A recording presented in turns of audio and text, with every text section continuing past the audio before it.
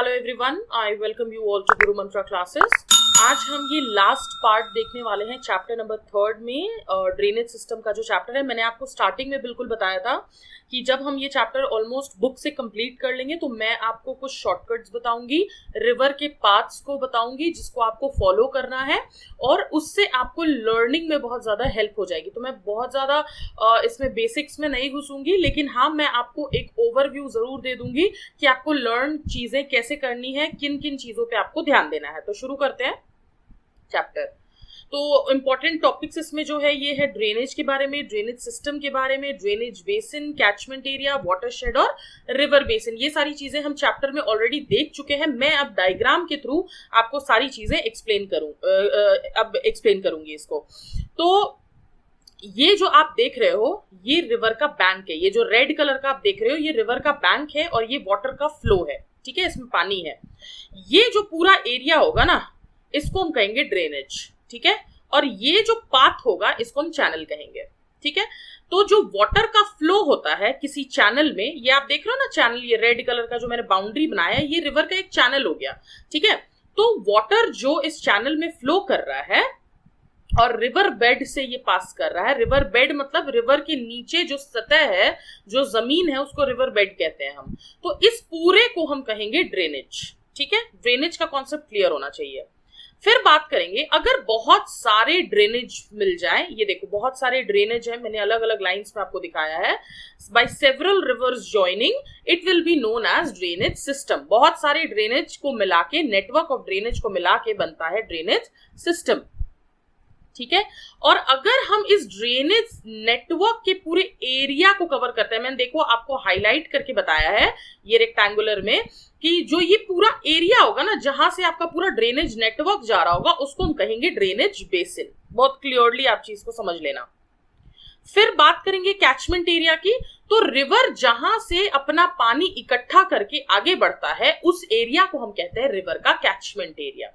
ठीक है, फिर वाटरशेड क्या होगा? एक रिवर बेसिन ये है, दूसरा रिवर बेसिन ये है, और यहां से एक सेपरेटिंग बाउंड्री जा रही है जो इन दोनों रिवर बेसिन्स को सेपरेट कर रही है। इस बाउंड्री को, इस सेपरेटिंग बाउंड्री को हम कहेंगे वाटरशेड। ठीक है, एग्जाम में अगर इन सब चीजों पे क्वेश्चन आता है तो आप डायग्राम के थ्रू भी अगर एक्सप्लेन करते हो तो आपको फुल मार्क्स फेच होंगे। ठीक है, इस बात का ध्यान रखना आप। अगर स्टेटमेंट्स याद नहीं रहती है, कॉन्सेप्ट समझ में आ जाता है, तो आप डायग्राम से थ्रू भी उसको रिप्रेजेंट कर सकते हो। अब समझने की कोशिश करना, अगर किसी रिवर का जो कैचमेंट एरिया है वो ज्यादा होता है, ठीक है, of a large river, if the catchment area is of large river it is called river basin. तो लार्ज रिवर का जो कैचमेंट एरिया होगा उसको हम रिवर बेसिन कहेंगे, और छोटी रिवर का जो कैचमेंट एरिया होगा उसको हम वाटरशेड कहेंगे। इस बात का ध्यान रखना आप। ठीक है, देख लो इसको जो जो मैंने लिखा हुआ है। फिर बात करेंगे अलग अलग टाइप के ड्रेनेज पैटर्न के बारे में। तो डेंड्रिटिक का मतलब क्या होगा? मैंने आपको बताया था ट्री के ब्रांचेस की तरह लगता है। ये बिल्कुल ट्री के ब्रांचेस की तरह आपको देखने को मिलेगा। ये देख रहे हो, ये देखो, ये देखो, इस तरीके से आपको ट्री के ब्रांचेस की तरह ये देखने को मिलेगा। ठीक है, और इस टाइप की रिवर्स हमें जनरली नॉर्दर्न प्लेन्स पे देखने को मिलती है। फिर बात करेंगे रेडियल की। तो रेडियल में आउटवर्ड मूवमेंट होता है। ठीक है, सपोज ये लेक है किसी माउंटेन पे, तो वाटर यहां से बाहर निकल रहा है सारे डायरेक्शंस में, जैसे अमरकंटक माउंटेन से निकलता है, तो इसको हम रेडियल पैटर्न बोलेंगे। सेंट्रीपिटल क्या होगा? सेंट्रीपिटल में पानी अंदर आ रहा है। ये एरो का डायरेक्शन आप देखो, पानी इस लेक में आ रहा है, इनवर्ड स्लोपिंग होगी, तो उसको हम बोलेंगे सेंट्रीपिटल। सेंट्रीपिटल और रेडियल में डिफरेंस समझ लेना अच्छे से। फिर बात करते हैं ट्रेलिस की। तो देखो प्राइमरी, ये जो लाइट ब्लू कलर का है ये आपका मेन रिवर है। ठीक है, और इसमें जो इसकी प्राइमरी ट्रिब्यूटरी है ये मेन रिवर के पैरेलल जा रही है। ठीक है, और जो सेकेंडरी ट्रिब्यूटरी है वो 90 डिग्री होगी प्राइमरी ट्रिब्यूटरी के। फिर से समझना, ये आपका मेन रिवर है। ठीक है, इस मेन रिवर की दो प्राइमरी ट्रिब्यूटरी है, एक ये और दूसरा ये। तो ये मेन रिवर के पैरेलल जाएगी, और जो सेकेंडरी ट्रिब्यूटरी होगी वो प्राइमरी ट्रिब्यूटरी के राइट एंगल से जाएगी। ठीक है, मतलब कि ये देखो आपको जो मैं दिखा रही हूं, तो इसको हम बोलेंगे ट्रेलिस। ठीक है, फिर बात करते हैं ड्रेनेज सिस्टम की। तो मैंने आपको बताया कि रिवर के फॉल होने की वजह से हम दो तरीके से ड्रेनेज सिस्टम को डिवाइड करते हैं, एक जो बे ऑफ बंगाल में सारा जाके गिरता है और एक अरेबियन सी में। तो बे ऑफ बंगाल वाले रिवर्स की जो नंबरिंग है वो ज्यादा है। 77% जो रिवर है जैसे कि गंगा हो गया, ब्रह्मपुत्रा हो गया, कृष्णा हो गया, ये सब जाके बे ऑफ बंगाल में ड्रेन करती है। और 23% जो रिमेनिंग रिवर है जैसे इंडस हो गया, नर्मदा, तापी, माही, ये सब जाके आपके अरेबियन सी वाले साइड में गिरती है। ठीक है, अब रिवर के साइज के हिसाब से हमने ड्रेनेज सिस्टम को डिवाइड किया है। वो हमने किस बेसिस पे डिवाइड किया था? On the basis of river falling in. ठीक है, तो रिवर कहां पे जाके गिर रही है उसके बेसिस पे हमने एक तो डिवाइड किया है, और दूसरा कि क्या साइज है। ठीक है, तो मेजर ड्रेनेज सिस्टम की बात करें, मेजर ड्रेनेज सिस्टम में जो कैचमेंट एरिया होगा वो 20,000 स्क्वायर किलोमीटर से ज्यादा होगा। जैसे गंगा हो गया, ब्रह्मपुत्रा हो गया, ये मैंने शॉर्ट फॉर्म में लिखा है, इसको फुल लिख देना। गंगा हो गया, ब्रह्मपुत्रा हो गया, नर्मदा हो गया, तापी हो गया, इनका कैचमेंट एरिया काफी ज्यादा होता है और 20,000 स्क्वायर किलोमीटर से भी ज्यादा होता है। मिडिल ड्रेनेज सिस्टम किसको कहेंगे? जो 2000 स्क्वायर किलोमीटर से लेके 20,000 स्क्वायर किलोमीटर के रेंज में आता है, जैसे आपका माही, पेरियार, ये सब हो गया। और इसमें 44 रिवर्स आती हैं। ठीक है, आप मुझे कमेंट सेक्शन में 5 ऐसे रिवर्स के नाम बताओ जिनका मिडिल ड्रेनेज सिस्टम है, और 14 ऐसी रिवर्स हैं जिनका कैचमेंट एरिया 20,000 स्क्वायर किलोमीटर से ज्यादा है, गंगा, नर्मदा वगैरह जो आपका आता है। ठीक है, माइनर ड्रेनेज सिस्टम क्या होगा? कैचमेंट एरिया आपका बिल्कुल लेस देन 2000 स्क्वायर किलोमीटर का होगा, और ये लो रेनफॉल एरियाज में पाया जाता है। अब देखो, लो रेनफॉल है तो पानी वैसे ही कम है, तो कैचमेंट एरिया तो ऑब्वियसली कम ही होगा ना, तो इसलिए इसको हमने माइनर ड्रेनेज सिस्टम में डाल दिया है। अब ड्रेनेज सिस्टम को हम दो पार्ट्स में डिवाइड करते हैं।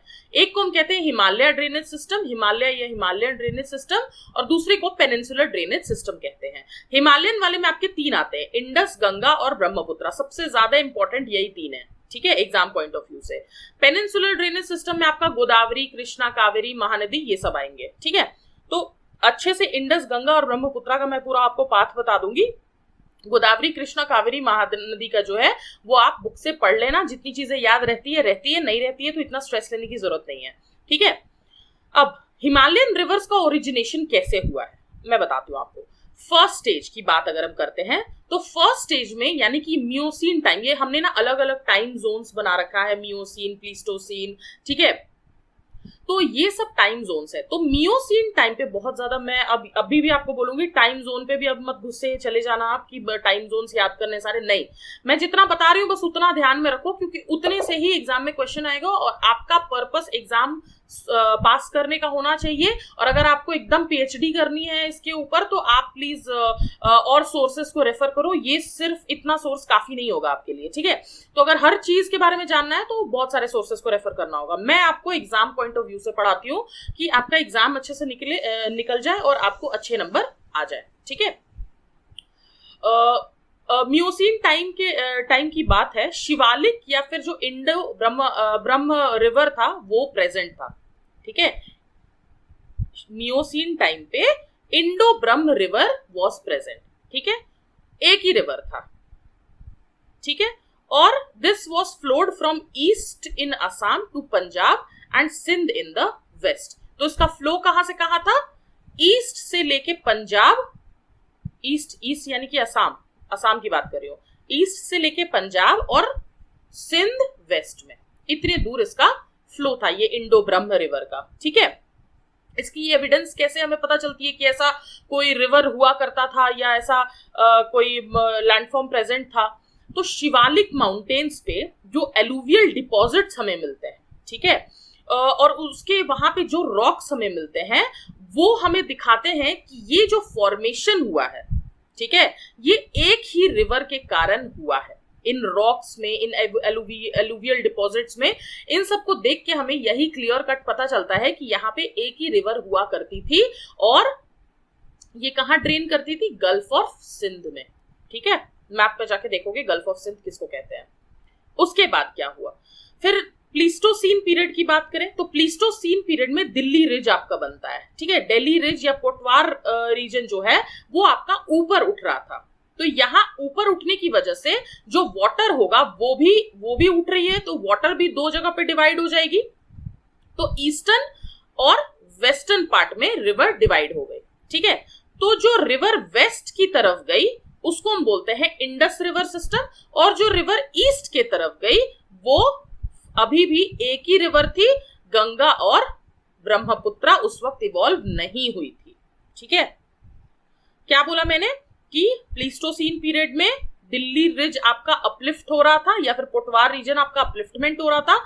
यहाँ पे जो वाटर था वो डिवाइड हो गया ईस्टर्न और वेस्टर्न पार्ट में। वेस्टर्न वाले को आज आप इंडस के नाम से जानते हो, और ईस्टर्न साइड में अभी भी एक ही रिवर था और गंगा और ब्रह्मपुत्रा का कोई इमर्जेंस नहीं था उस वक्त। ठीक है, मिड प्लीस्टोसीन पीरियड की अगर हम बात करें तो मालदा फॉल्ट क्रिएट हुआ था। मालदा फॉल्ट क्यों क्रिएट हुआ था? क्योंकि इंडियन प्लेट मूवमेंट हो रही थी, इंडियन प्लेट यूरेशियन प्लेट की तरफ मूव कर रही थी। ठीक है, इसकी वजह से डिप्रेशन क्रिएट हुआ, ग्राउंड में डिप्रेशन क्रिएट हुआ। डिप्रेशन क्रिएट होने की वजह से क्या है कि जो रिवर वेस्टर्न साइड से आ रही थी मालदा फॉल्ट के, वो बन गई गंगा, वेस्टर्न साइड वाली बन गई गंगा और ईस्टर्न साइड वाली बन गई ब्रह्मपुत्रा। क्या हुआ? प्लीस्टोसीन पीरियड में मालदा फॉल्ट क्रिएट हुआ। मालदा फॉल्ट प्लेट टेक्टोनिक्स की वजह से क्रिएट हुआ, जिससे डिप्रेशन बन गया और रिवर जो डिवाइड हुई, तो वेस्टर्न साइड वाले मालदा फॉल्ट के हम कहते हैं गंगा और ईस्टर्न साइड वाले को हम कहते हैं ब्रह्मपुत्रा। ठीक, अब इंडस ड्रेनेज सिस्टम की बात हम करें, मैंने आपको बोला कि इंडस, गंगा और ब्रह्मपुत्रा मैं आपको अच्छे से करा दूंगी फ्लो चार्ट के हिसाब से। तो इंडस ड्रेनेज सिस्टम की बात करेंगे तो इसको हम सिंघी खाम्बान भी कहते हैं तिब्बत में इसका नाम इंडस का सिंघी खाम्बान है। ठीक है, और ये लद्दाख और जास्कर के बीच में बहती है। ठीक है, इसका ओरिजिनेशन कहाँ से है? बोखारचू करके मैंने आपको बताया था ग्लेशियर है, जो कि कैलाश माउंटेन पे मानसरोवर में आपको मिलता है। तो यहां से इंडस अपना पानी लेती है। अब यहां पे देखो, यहां पे है आपका लद्दाख, यहां पे है आपका जास्कर।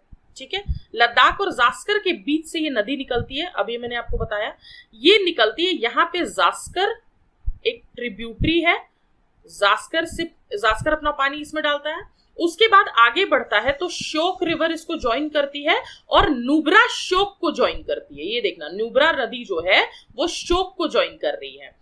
फिर आगे बढ़ता जब है तो द्रास रिवर इसमें अपना पानी कंट्रीब्यूट करती है और द्रास में पानी शुरू कंट्रीब्यूट करता है, शुरू या शुरू जो भी आप बोलो।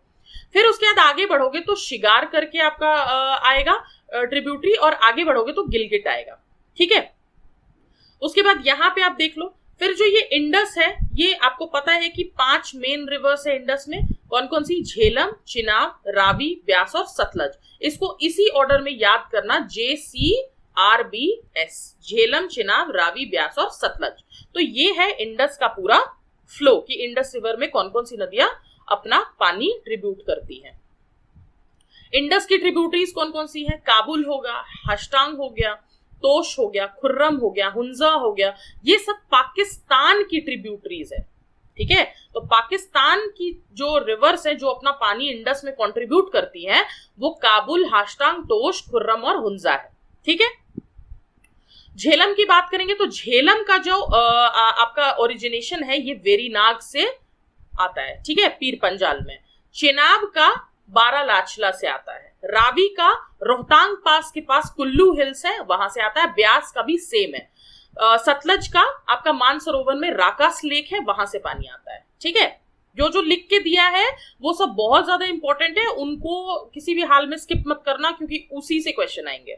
ठीक है, इसको कभी भी स्किप करने की कोशिश आप मत करना गलती से भी। ठीक है, फिर झेलम जो है ये आपका कश्मीर वैली से निकलता है। ठीक है, यहां पे जाकर के ये झांग करके एक जगह है पाकिस्तान में, वहां पे चेनाब के साथ ये ज्वाइन हो जाता है। ठीक है, आगे जब ये बढ़ता है तो रावी भी इसको ज्वाइन करती है। कहां पे? सराय सिद्धू में आपको रावी इसको ज्वाइन करती है। ठीक है, फिर उसके बाद सतलज आपको मिलता है मिठानकोट पे। ठीक है, और ब्यास सतलज को ज्वाइन करता है। ब्यास इज ज्वाइनिंग सतलज इन हरिके, और यही हरिके पे इंदिरा गांधी कनाल भी है आपका। ठीक है, हरिके डैम जिसको हम कहते हैं। और ये जो पांचों नदियां जहां पे मिलती है, इस जगह को हम कहते हैं पंजनाद। ठीक है, 5 नदियों का संगम इज नोन एज पंजनाद। झेलम की ट्रिब्यूटरीज कौन कौन सी है? हम इस रिवर की ट्रिब्यूटरीज के बारे में बात कर रहे हैं।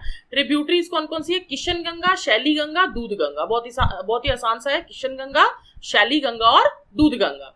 ठीक, उसके बाद यहां पे देखो, ये बारालाचला जो है ना, बारालाचला में इसको चंद्र और भागा, ये दो अलग अलग नदियां हैं जो ज्वाइन होती है तो बनता है चिनाब। ठीक है, कहां पे ज्वाइन हो रही है? टांडी केलोंग में, हिमाचल प्रदेश में। ठीक है, इसको मत भूलना। फिर रावी के बारे में बात करेंगे। रावी कहां से हमें निकलता हुआ दिख रहा है? कुल्लू वैली से। चंबा वैली, कुल्लू वैली, जो ये है आपका। ठीक है, इसकी ट्रिब्यूटरी जो है ये तवी, तवी जो ट्रिब्यूटरी है इसकी, रवि की ट्रिब्यूटरी तवी। ठीक है, ये जम्मू में फ्लो करती है और उसके बाद ये ट्रिब्यूटरी जो तवी है ये रवि से मिल जाती है। कहां पे जाके? पाकिस्तान में जाके। जम्मू सॉरी रवि तवी, ऐसे याद रखना आप। ठीक है, ब्यास एंटायरली इंडिया में है, ब्यास पूरी तरीके से इंडिया में है और ब्यास से ब्यास लेक हमें देखने को मिलता है कुल्लू वैली में। ठीक है, सतलज की बात करें तो ये राकास लेक से आपको निकलता हुआ दिखता है, ये तिब्बत में है और यहाँ पे इसका नाम होता है लांगचन खाम्बान। ठीक है, लांगचन खाम्बान, और यहीं पे भाखरा नांगल का प्रोजेक्ट भी प्रेजेंट है। ये सब बहुत इंपॉर्टेंट है। सतलज और ब्यास जो है वो हरिके के पास मिलते हैं और यहाँ पे इंदिरा गांधी कैनाल प्रेजेंट है, जो मैंने आपको बताया। सबसे इंपॉर्टेंट आ जाते हैं गंगा रिवर सिस्टम पे। गंगा रिवर सिस्टम की बात अगर हम करें तो ये देखो, ये है अलकनंदा रिवर। अलकनंदा रिवर जब आगे बढ़ती है तो विष्णु प्रयाग पे धौली गंगा उसको ज्वाइन करती है। फिर और जब ये धौली गंगा आगे बढ़ती है तो नंदाकिनी रिवर इसको ज्वाइन करती है। कहां पे? नंद प्रयाग पे। ठीक है, नंद प्रयाग पे नंदाकिनी रिवर इसको ज्वाइन करती है। ये रिवर जब आगे और बढ़ती है तो कर्ण प्रयाग पे पिंडर रिवर इसको ज्वाइन करती है। ठीक है, उसके बाद रुद्र प्रयाग पे मंदाकिनी, नंदाकिनी और मंदाकिनी दोनों अलग है। ठीक है, तो रुद्र प्रयाग पे हमें मंदाकिनी देखने को मिलती है और आगे जब ये बढ़ती है तो देव प्रयाग पे भागीरथी इसको ज्वाइन करती है। ठीक है, ये अलकनंदा और आगे जब बढ़ती है तो इसी को हम कहते हैं गंगा। अभी तक गंगा नहीं कहला रही है, ये अलकनंदा रिवर ही है जिसमें अलग अलग ट्रिब्यूटरीज, धौली गंगा, नंदाकिनी, पिंडर, मंदाकिनी, भागीरथी अलग अलग जगह पे, जैसे विष्णु प्रयाग, नंद प्रयाग, कर्ण प्रयाग, रुद्र प्रयाग, देव प्रयाग से मिलती हुई इन सब जगहों से आगे बढ़ती है तो गंगा कहलाती है। ठीक है, अब यहां से देखो ये गंगा, ठीक है, ये गंगा जो है, ठीक है, ये गंगा आगे बढ़ती है और कन्नौज में, ठीक है, ये देखो राम गंगा आपको दिख रहा है, ये राम गंगा यहाँ पे आपको मिलती है पौड़ी गढ़वाल पे। ठीक है, यहाँ पे कौन कौन सी सिटीज है? कन्नौज हो गया आपका, बरेली हो गया, जिम कॉर्बेट हो गया और नजीबाबाद हो गया। ठीक है, यहाँ पे राम गंगा है। ठीक है, पौड़ी गढ़वाल में। फिर आगे जब आप बढ़ोगे तो यहाँ पे आपको मिलेगा चीला। ठीक है, तो चीला यानी ये कौन सी रिवर ज्वाइन कर रही है? गोमती रिवर। कहां पे? पिलबिट करके जगह है, गोमत ताल में इसका ओरिजिनेशन होता है। गोमत ताल से गोमती निकलती है और यहाँ पे लखनऊ सिटी को क्रॉस करती हुई गाजीपुर चली जाती है। ठीक है, फिर और आगे बढ़ जाओ आप तो यहाँ पे मापचाक चुंगो ग्लेशियर से, यानी कि साउथ ऑफ मानसरोवर से ये आपकी घग्गर नदी निकलती है और ये आपकी यहाँ से तापी भी इसको ज्वाइन करती है। कहां पे? गोरखपुर के पास। ठीक है, और उसके बाद ये रिवर आगे बढ़ के छपरा में गंगा रिवर से मिल जाती है। ठीक है, फिर और आगे बढ़ो आप तो यहाँ पे काली गंडक जो है ये गंडक रिवर से ज्वाइन कर रही है। गंडक के साथ साथ यहाँ पे त्रिशूली गंडक भी इसको ज्वाइन करती है। ठीक है, यहीं पे आपका हाजीपुर या सोनपुर प्रेजेंट है। ठीक, उसके बाद यहाँ पे अमरकंटक से आपकी सोन नदी जो है वो ज्वाइन कर रही है इसको। फिर आप देखो जो अमरकंटक है, अमरकंटक से आपकी सोन नदी निकल रही है। सोन नदी में मिल रहा है रिहांद और नॉर्थ कोयल और ये जाके गंगा रिवर से मिलता है पटना में। ठीक है, ये जो गाजीपुर वाला एरिया है यहाँ पे देखो ये यमुना नदी यमुनोत्री से निकल के गंगा को ज्वाइन कहां पे कर रही है? गाजीपुर में। ठीक है, और आप देखो ये जो आपका चंबल रिवर है इटावा में, इटावा मतलब बीच में आपके सिंध और चंबल के बीच में, चंबल कहां से निकल रही है? महो करके जगह है मालवा प्लेटू पे मध्य प्रदेश में, मैंने आपको कल बताया था प्रीवियस चैप्टर में। तो इटावा करके एक जगह है, यहाँ पे ये चंबल और सिंध जो है वो लगभग मिल रही है यहाँ के। फिर बेतवा हमीरपुर में ज्वाइन कर रहा है यमुना को, ये सब यमुना को ज्वाइन कर रहे हैं, ठीक है। और बेतवा को ज्वाइन कर रहा है धसन, ठीक है। केन ज्वाइन कर रहा है अगेन यमुना को चीला में, ठीक है। और ये फाइनली जाकर के गंगा और यमुना गाजीपुर में मिल जाते हैं, ठीक है। यहां तक कोई डाउट नहीं है आपको। उसके बाद